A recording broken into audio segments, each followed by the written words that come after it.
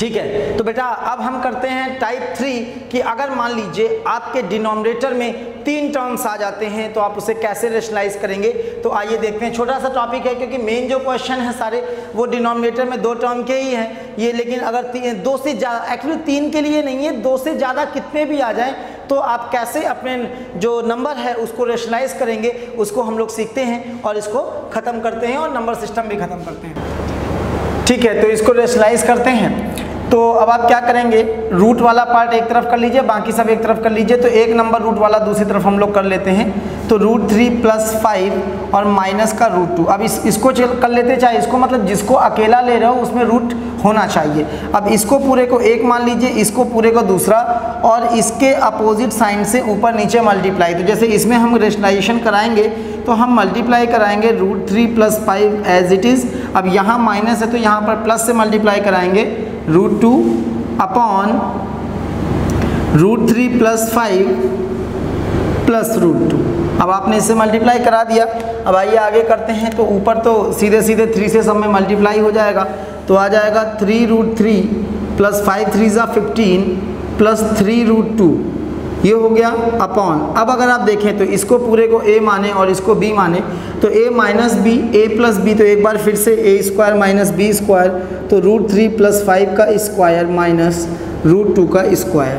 ठीक है, तो ये आ जाएगा 3√3 + 15 + 3√2 अपॉन a + b का होल स्क्वायर। यहाँ पर फॉर्मूला लगेगा, तो √3 का स्क्वायर a² + 5 का स्क्वायर b² + 2ab, तो 2 × √3 × 5 माइनस √2 का स्क्वायर यानी माइनस का 2 आ जाएगा।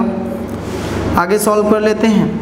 तो दैट विल बी 3√3 + 15 + 3√2 अपॉन √3 का स्क्वायर 3 आ जाएगा, 5 का स्क्वायर 25 आ जाएगा, और ये 5 × 2 = 10 हो जाएगा, तो 10√3 और -2, तो 25 और 3 हो गया 28, 28 में 2 चला गया, बचेगा 26। तो आइए आगे करते हैं। तो that will be 3√3 + 3√2 + 15 divide by 28 - 2 26 + 10√3। अब देखिए 2 टर्म हो गए हैं डिनोमिनेटर में, तो अब आपको क्या करना है, आप इसके अपोजिट साइड से फिर से ऊपर नीचे मल्टीप्लाई कर देंगे, तो आ जाएगा 26 - 10√3 अपॉन 26 - 10√3। अब फिर से बस मल्टीप्लाई कर दीजिए और आपका आंसर आ जाएगा। तो पहले 3√3 से पूरे में कराएंगे, फिर 3√2 से पूरे में कराएंगे, फिर 15 से पूरे में कराएंगे। ठीक है, तो 26 3 × 3 6 = 18, कैरी 1 3 2 = 6 1 78 √3 माइनस 10 3 × 30 और √3 हो गया 3।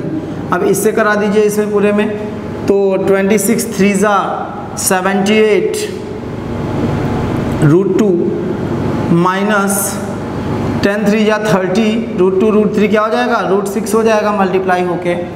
अब कराएंगे 15 से, तो अब आ जाएगा 15 और 26 का मल्टीप्लाई करा लीजिए, 26 × 15 390, कितना हो गया 390। तो ये आ जाएगा प्लस का 390 और माइनस का 150 √3, माइनस का 150 √3 अपॉन a² - b², तो 26 का स्क्वायर माइनस 10 √3 का स्क्वायर, 78 √3 1 पे, और 78 ये √2 था, सॉरी √3 नहीं, 78 √3 और माइनस 150 √3, तो सब्ट्रैक्ट हो जाएगा। तो 10 में 2 गया, 8 गया, 2 बच जाएगा, ये बचा 4, 14 में 7 गया, 7 बच जाएगा, तो 72 √3, और वो माइनस का है ये प्लस का है, तो रिजल्ट माइनस का आएगा, जो बड़ा होता है उसका साइन आता है। 33 × 90 + 78 √2 माइनस 30 √6, और 390 था और ये 90, तो सब्ट्रैक्ट हो जाएगा, तो ये बचेगा प्लस का 390, कितना बचेगा प्लस का 390 से हो गया तो सब्ट्रैक्ट होगा, ये दोनों हमने कर दिए, तो माइनस का 90 प्लस का 390 300 आ गया प्लस का, अपॉन 26 का स्क्वायर, तो 26 का स्क्वायर कितना होता है 676, कर लीजिए एक बार, वैसे जहाँ तक मुझे याद है 676 ही होता है।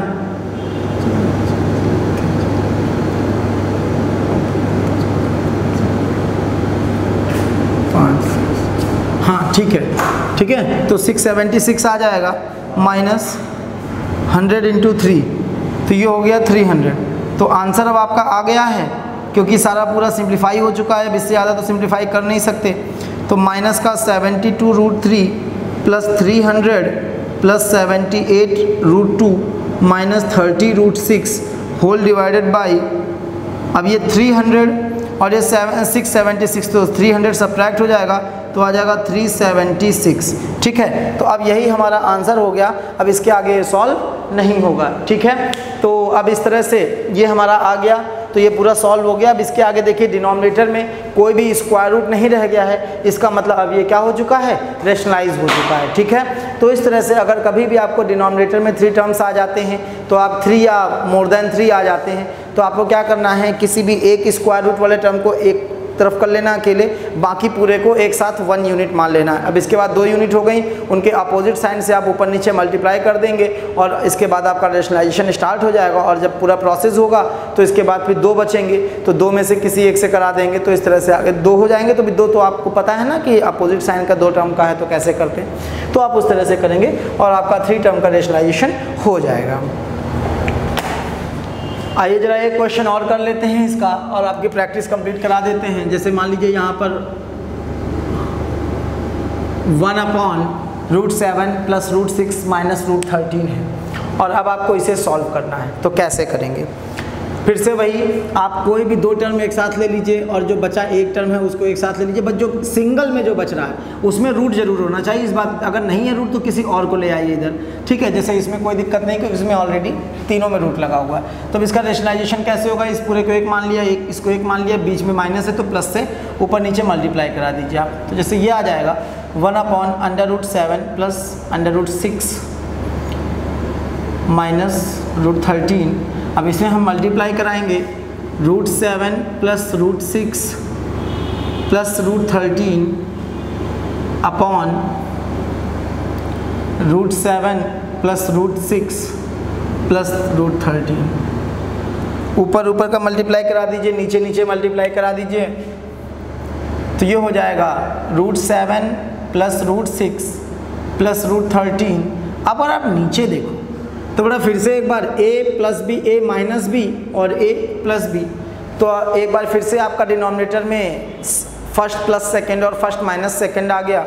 तो एज यू नो कि a minus b and a plus b makes a square minus b square, so you can use the identity and you can write it √7 plus √6 का होल स्क्वायर माइनस √13 का whole square.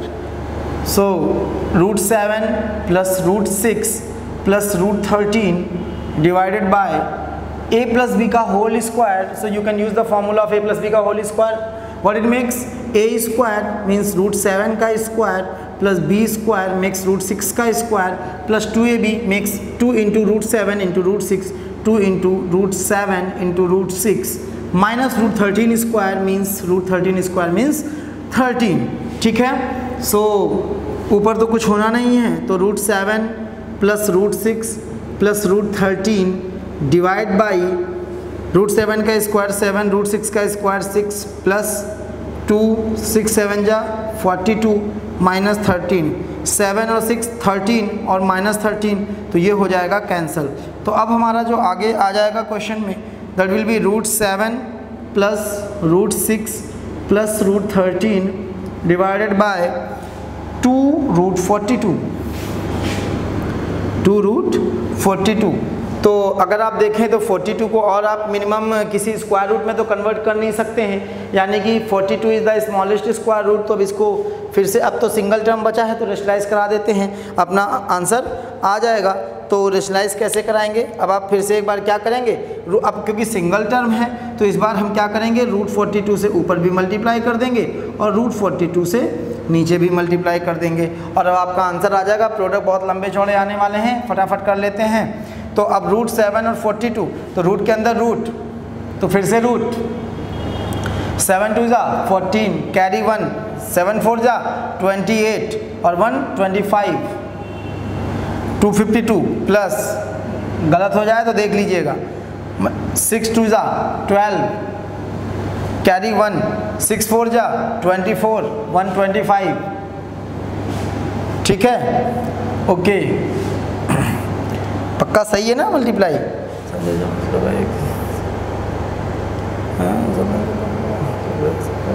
ये 294 आएगा, देखो, okay, ये